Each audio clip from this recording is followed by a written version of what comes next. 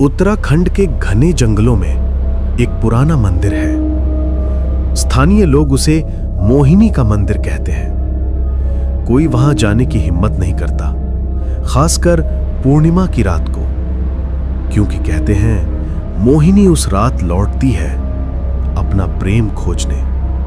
अक्टूबर का महीना था। 3 कॉलेज के दोस्त विक्रांत, नेहा और आदित्य ट्रैकिंग के लिए आए थे। यार इतना खूबसूरत है यहाँ, पर लोग इतना डरते क्यों हैं इस इलाके से? अंधविश्वास है यार। पहाड़ी लोग घोस्ट स्टोरीज में यकीन करते हैं। पर हमारे गाइड ने मना किया था उस पुराने मंदिर के पास जाने से। बोला था कि पूर्णिमा की रात खतरनाक है। अरे आज तो पूर्णिमा है। तो क्या हो गया, हम मॉडर्न एजुकेटेड लोग हैं, भूत प्रेत में विश्वास नहीं करते। चलो यार।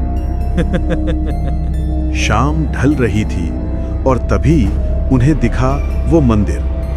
टूटे हुए खंबे, काई लगी दीवारें और बीच में वो मंदिर। अरे वो देखो, वही होगा मोहिनी का मंदिर।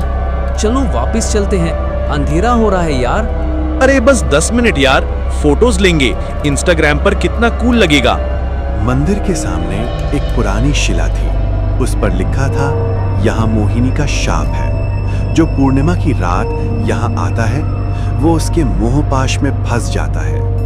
वापसी का कोई रास्ता नहीं। मंदिर के अंदर दीवारों पर एक तस्वीर थी।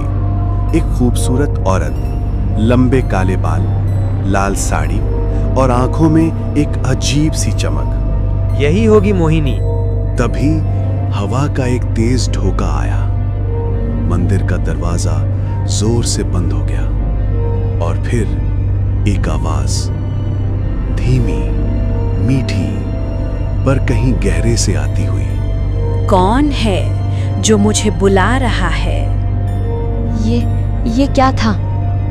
मंदिर के अंदर से एक परछाई निकली। एक औरत की आकृति, वो धीरे धीरे स्पष्ट होती गई। लाल साड़ी, काले बाल, वही चेहरा, मोहिनी। मत डरो, मैं तुम्हें नुकसान नहीं पहुंचाऊंगी। मैं सिर्फ अकेली हूँ। तुम कौन हो? मैं मोहिनी हूँ। 300 साल पहले मैं इसी गांव की रहने वाली थी। मैं प्यार करती थी एक राजकुमार से। उसका नाम था देवराज। और फिर मोहिनी ने अपनी कहानी सुनाई। देवराज मुझसे उतना ही प्यार करते थे जितना मैं उनसे। हमने शादी का वादा किया था, पर राजा को ये मंजूर नहीं था। मैं एक साधारण गांव की लड़की थी। राजा ने देवराज को दूसरी राजकुमारी से शादी करने का आदेश दिया। मोहिनी की आवाज में दर्द बढ़ता गया। देवराज ने मना कर दिया, पर राजा ने धोखे से उन्हें जहर दे दिया। देवराज की मौत हो गई और मैं उनके बिना नहीं रह सकी। मैंने इसी मंदिर में अपनी जान दे दी। कितना दुखद है यार। पर कहानी यही खत्म नहीं होती। मरने से पहले मैंने एक शाप दिया। मैंने कहा मैं हर पूर्णिमा को लौटूंगी और जब तक मुझे मेरा देवराज नहीं मिलता मैं यहाँ से नहीं जाऊंगी। मोहिनी ने विक्रांत की तरफ देखा। उसकी नजरें गहरी हो गईं। तुम देवराज जैसे दिखते हो। तुम्हारी आंखें, तुम्हारी मुस्कान, तुम वही हो। तुम लौट आए मेरे पास। नहीं, वो विक्रांत है, हमारा दोस्त। आओ मेरे साथ, हम हमेशा के लिए साथ रहेंगे। 300 साल का इंतजार खत्म हो जाएगा। विक्रांत की आंखें धुंधली होने लगी, जैसे वो किसी जादू के प्रभाव में आ रहा हो। विक्रांत, होश में आ। मुझे उसके साथ जाना है। हाँ, आओ मेरे साथ। इस दुनिया को छोड़ दो। नहीं विक्रांत, तुम हमें छोड़कर नहीं जा सकते। तभी आदित्य को कुछ याद आया। मोहिनी, तुम कहती हो कि तुम देवराज से प्यार करती थी, तो क्या सच्चा प्यार किसी को जबरदस्ती अपने साथ रखना है? क्या सच्चा प्यार किसी को उनकी जिंदगी से दूर करना है? मोहिनी रुक गई। देवराज ने तुम्हें प्यार किया था, पर उन्होंने तुम्हें कभी जबरदस्ती अपने साथ नहीं रखा होगा। सच्चा प्यार वो है जो दूसरे की खुशी चाहता है, चाहे तुम साथ हो या नहीं।